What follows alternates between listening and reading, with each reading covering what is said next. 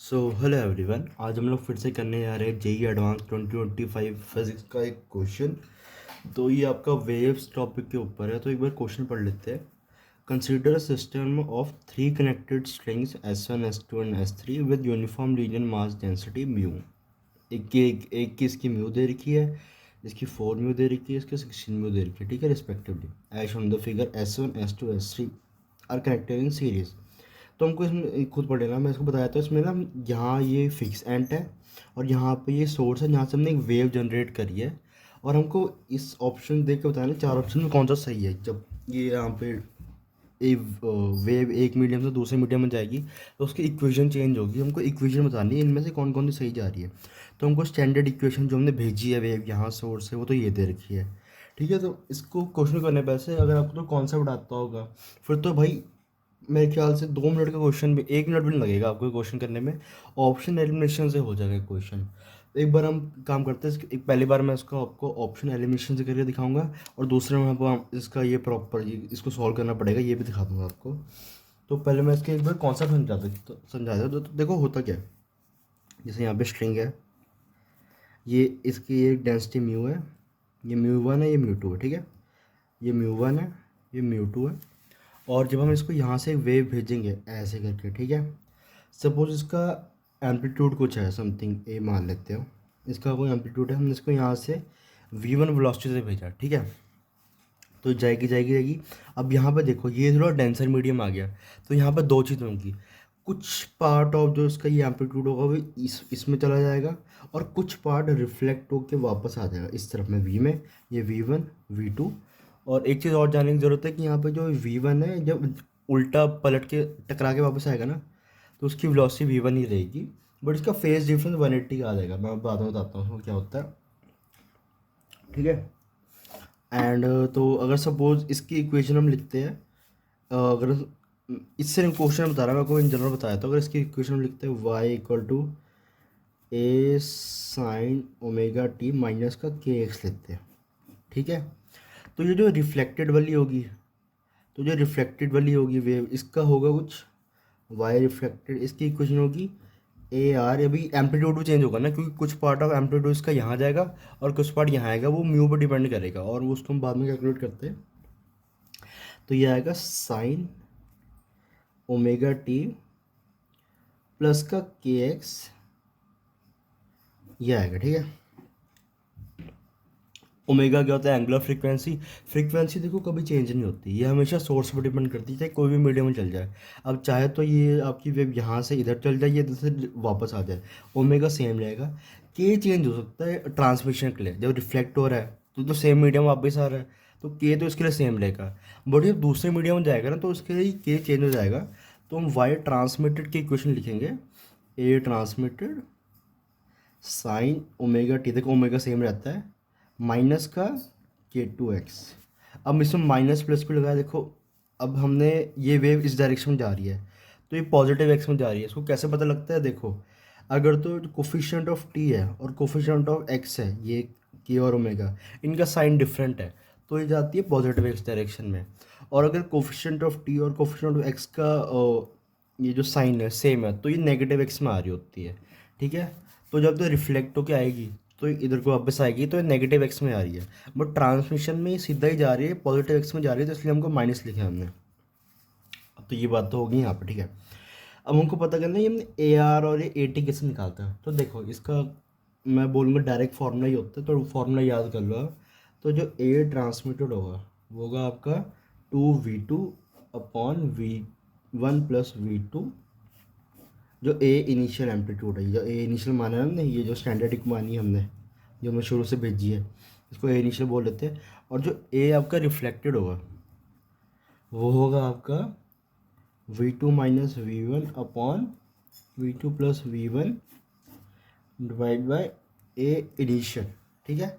तो ये हो गया। तो इसको सॉल्व करते करते आपको इसमें अप्लाई करके आपको ये ऑप्शन लाना पड़ेगा, और बाकी 3 ऑप्शन तो आप ऐप से एलिमिनेट कर सकते हो, जब मैंने आपको कॉन्सेप्ट बताया। तो ठीक है, अब इसमें एक चीज़ और आती है फेज डिफरेंस वाली। तो फेज डिफरेंस के लिए मैं आपको ना ईजी एग्जांपल समझाता हूँ, थोड़ा मुश्किल वाला है। जैसे स्ट्रिंग है, हमने इसको कुछ भेजा, यहाँ से हमने एक वेव भेजी, उसका एम्पलीट्यूड ए है। तो जिसने पढ़ा हुआ उसको पता है कि जब यहाँ से जाते जाते आते यहाँ कर टकराएगी वापस आएगी, तो ये ऐसे उल्टा को घूम जाती है। जैसे ये वी से आगे जा रही थी तो ये वी से पीछे आ जाएगी, एम्पलीट्यूड सेम रहेगा, सब कुछ सेम रहेगा। अगर इसकी इक्वेशन हम मानेंगे y equal to a sine omega t minus का के एक्स, तो इसकी इक्वेशन क्या होगी, देखो इसकी इक्वेशन होगी वाई इक्वल टू माइनस का ए साइन ओमेगा टी प्लस का के एक्स। ठीक है, प्लस क्यों आया, क्योंकि देखो ये नेगेटिव में आ रही है, पॉजिटिव में जा रही है, मैंने आपको बता दी कोफिशिएंट वाला, आपको कैसे डायरेक्शन देखनी है। अभी माइनस क्या है, देखो अभी ऐसे समझ लो ये पॉजिटिव आई है नेगेटिव आई है, तो ये वेव जो डिस्प्लेसमेंट है वाई एक्सिस में ऊपर की तरफ है, पॉजिटिव है। अब जब टकरा के वापस आती है तो ये बिल्कुल ही नीचे को घूम जाएगी, तो ये उसका जो डिस्प्लेसमेंट है नीचे की तरफ आ रही है, इसलिए हमने माइनस लिया है। अब हम क्या करते हैं, इस माइनस को अंदर ले आते हैं, तो उसको अगर हम माइनस को अंदर ले आएंगे तो ये ए साइन ओमेगा टी प्लस का के एक्स प्लस फाइव के S plus pi, sorry five नहीं पाई। क्यों, क्योंकि हमको पता है साइन पाई प्लस थीटा क्या होता है, माइनस का साइन थीटा होता है। ठीक है, ये हमको पता है ना, तो इससे हमारी ये इक्वेशन भी आ जाएगी। एक अब हम एक काम करते हैं, क्वेश्चन को पढ़ते हैं और इससे ना ऑप्शन एलिमिनेशन से ट्राई करते हैं सबसे पहले इसको। तो जब अगर हम इसको ऑप्शन एलिमिनेट करेंगे तो देखो हम क्या बोल रहे हैं, when the wave reflect from P, मतलब पी यहाँ से, जब हमने वेव यहाँ से भेजी और जब एक कुछ पार्ट तो उसका आगे चला जाएगा ट्रांसमिट होके और कुछ पार्ट पीछे आ जाएगा, तो हमको रिफ्लेक्टेड वाला बोलना है। तो ये आएगा ना वापस, ये वाला जो वापस आएगा हमको रिफ्लेक्टेड वाला करना है, इसमें बताना है इसकी इक्वेशन क्या होगी। तो देखो मैंने आपको बता दिया ना, जैसे अगर इन्होंने हमको स्टैंडर्ड इक्वेशन क्या दे रखी है, इन्होंने हमको स्टैंडर्ड इक्वेशन दे रखी है y equal to y not cos omega t minus k x, ये इन्होंने हमको स्टैंडर्ड दे रखी है। अब जैसे मैंने आपको बताया कि जब रिफ्लेक्ट हो के आएगी तो यहाँ पे प्लस आ जाएगा, एंड यहाँ पे ये वाई नॉट भी चेंज हो जाएगा, तो इसको वाई आर बोल देते हैं, कॉस ओमेगा टी प्लस का के एक्स प्लस फाइव हो जाएगा। ठीक है, फाइव नहीं, सॉरी अगेन फाइव, सॉरी दोबारा गलती होगी, तो पाई हो जाएगा। जैसे मैंने आपको ये वाली इक्वेशन बताई ना, ये इसमें पाई हो जाएगा। अब इसमें एक चीज़ और बोल रही है, पॉजिटिव नेगेटिव कांस्टेंट, तो ये अल्फ़ा, मतलब इसको इन्होंने वाई आर को ए वन वाई नॉट बोला हुआ है, तो इन्होंने ए को पॉजिटिव बोला हुआ है। ठीक है, अल्फ़ा को पॉजिटिव बोल रहे हैं, तो ये सेम यही वाला कॉन्सेप्ट है जो मैंने आपको बताया। ये पहले माइनस ए था, अब अगर हम इसको माइनस को अंदर ले आएंगे तो ये अंदर ऐसे पाई का डिफरेंस आ जाएगा इसमें। तो इन्होंने हमको ऑलरेडी क्वेश्चन में पाई दे रखा है, तो ये मतलब ये ए पॉजिटिव बन जाएगा ना, फिर से ये ए पॉजिटिव बन गया दोबारा से, इसी चक्कर में दो बार नहीं करना। ठीक है, इसको एक बार पॉजिटिव बन गया, तो ये तो ऑप्शन हमारा सही हो जाएगा। अभी सेम ये इसी को उल्टा बोल रहा है, नेगेटिव हो जाएगा। इन्होंने सेम बोला कि जब ये यहाँ से रिफ्लेक्ट होकर आएगी तो ये इसकी इक्वेशन गलत हो जाएगी, क्योंकि इन्होंने प्लस भी नहीं लगाया, क्योंकि जब रिफ्लेक्ट होकर पीछे के डायरेक्शन में आएगी, और इन्होंने फेस भी इन्होंने पॉजिटिव बोल रखे इधर, बल्कि ए टू नेगेटिव आएगा, क्योंकि हमको फेस डिफरेंस पाई का चाहिए यहाँ पे। ठीक है, तो ये ऑप्शन भी तो ऐसे गलत हो गया। सी वाला देखते हैं। तो अच्छा, तो सी तो हमको इन्होंने बोल रखा है कि यहाँ पे जब जब हमारी वेव यहाँ इधर से हमने जनरेट कर यहाँ जाएगा, कुछ S2 में जाएगा तो कुछ S1 में वापस आ जाएगा। सेम जो थोड़ा S2 में गया वो S3 में जाएगा, तो वहाँ पे बताने के अंदर जो S3 में जाएगा उसकी इक्वेशन क्या होगी। तो देखो मैं आपको बता दूँ, इससे हम इसको एलिमिनेट कैसे कर सकते हैं कि जो इसमें ना इन्होंने क्या कर रखा है, के है ना, के इन्होंने सेम ले रखा है। अब के का भी सेम नहीं होता, के डिपेंड करता है आपका मीडियम पे, जैसे जैसे मीडियम चेंज होता है के भी चेंज होता रहता है, तो ओमेगा सेम रहता है बट। ठीक है, तो उन्होंने के तो चेंज किया नहीं यहाँ पे, तो ये तो हमारा ये भी गलत हो जाएगा। एंड ये एक लास्ट बचा, इसमें उन्होंने हमारा के चेंज कर दिया, हमको के चेक करना पड़ेगा कि ये फोर सही है कि नहीं। तो इसको पहले हम सॉल्व करेंगे ये वाले फॉर्मूले से। ठीक है, इन वाले फॉर्मूला से हम उसको चेक करते हैं। तो कैसे करेंगे, तो हम पहले इसमें हम केस वन बना लेते हैं। इसमें केस वन बनाएंगे कि जब ये आपकी S1 से S2 में गई है, तो यहाँ पे इसका क्या, ये 4 म्यू है, ये म्यू है। ठीक है, और जो आपकी इक्वेशन भी थी y equal to y not cos omega t minus का के एक्स, ये हमने यहाँ से भेजी थी ना सोर्स से, के एक्स, ठीक है। तो अब हम काम करते हैं, इस मीडियम में इसकी वेलोसिटी v1 मान लेते हैं, इसमें वेलोसिटी v2 मान लेते हैं। तो आपको एक फॉर्मूला तो पता ही होगा कि v इक्वल टू √T/μ होता है, ठीक है। अब देखोगे ये जो स्ट्रिंग्स है ना, ये सीरीज में कनेक्टेड है, ठीक है, सीरीज में कनेक्टेड है, तो उसमें टेंशन सेम रहेगी, म्यू चेंज हो जाएगा। तो यहाँ से हमारे आ जाएगा v इज इन्वर्सली प्रोपोर्शनल √μ, ठीक है।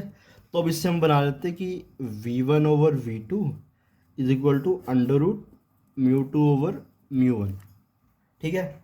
अब हम μ2 और v1 की वैल्यू पुट कर लेते हैं इसमें, तो ये आ जाएगा आपका v1/v2।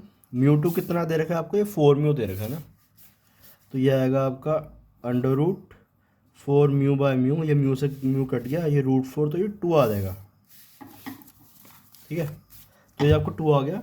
यहाँ से हमारे पास एक इक्वेशन आ गई कि v1/v2 का रेशियो 2 आ गया, या फिर v1 इक्वल 2 टाइम v2 ऐसे भी लिख लो इसको, ठीक है। तो ये चीज़ तो आपकी होगी। अब मैं काम करते हैं, यहाँ से हम ना ये फॉर्मूले से, जो मैंने आपको ये वाले फॉर्मूले बताए थे, इनसे ए ट्रांसमिटेड जो एम्पलीट्यूड है और ए जो ट्रांसमिटेड वाला एम्पलीट्यूड है उससे वो निकाल लेते हैं। तो जो ए ट्रांसमिटेड वाला एम्पलीट्यूड आएगा, ये आएगा, इसका formula 2 time v2/v1 plus v2। तो अब हम पुट कर लेते हैं कुछ नहीं वैल्यूज़, जैसे 2v2 ए इनिशियल वाला, ठीक है। तो 2v2, ये v1 को क्या लिख सकते हैं, 2v2 लिख सकते हैं ना, यहाँ से हमने निकाला है, तो v1 को 2v2 लिख लेते हैं, प्लस का v2, तो ये आ जाएगा 2/3 आ जाएगा, 2/3 ए इनिशियल आ जाएगा, ठीक है।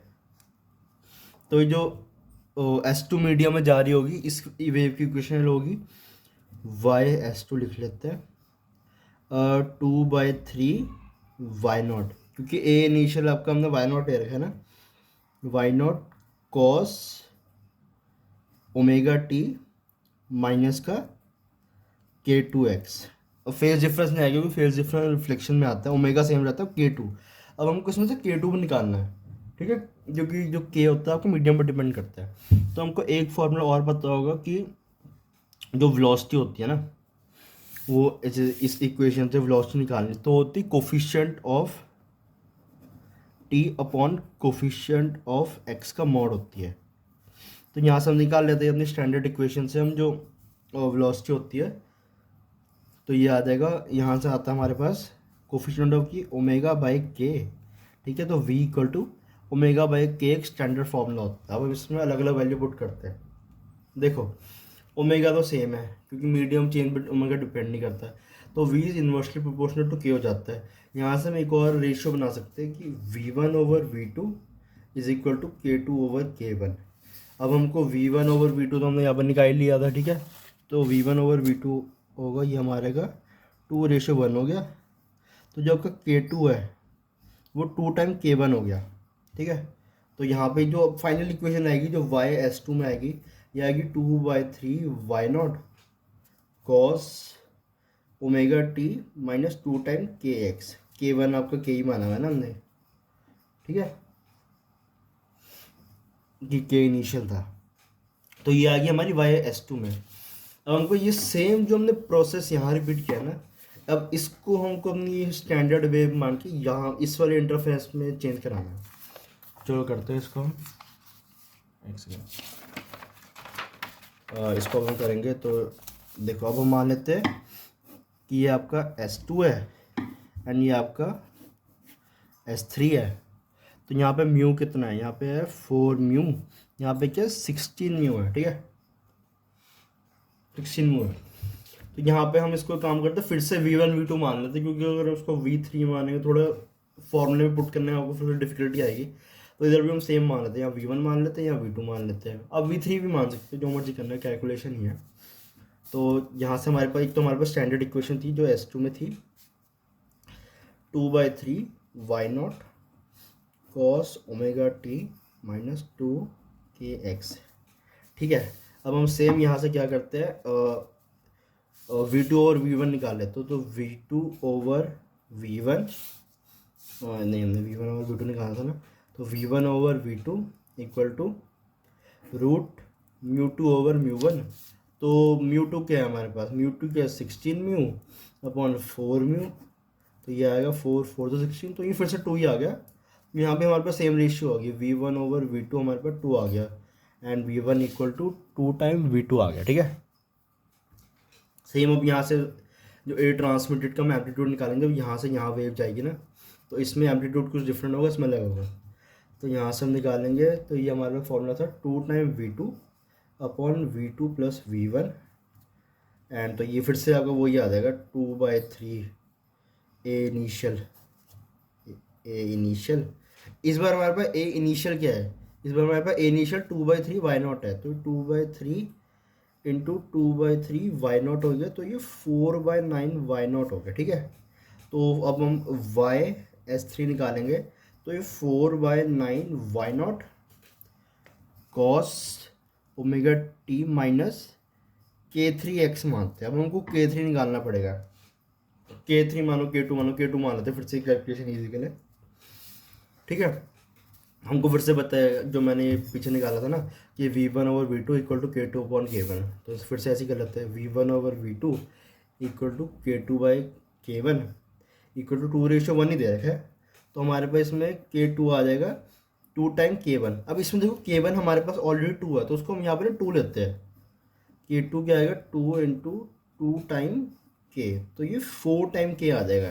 तो हम उसको फाइनल इक्वेशन बना देते हैं, y3 equal to 4/9 y not cos omega t minus का 4 के हो जाएगा ना 4kx।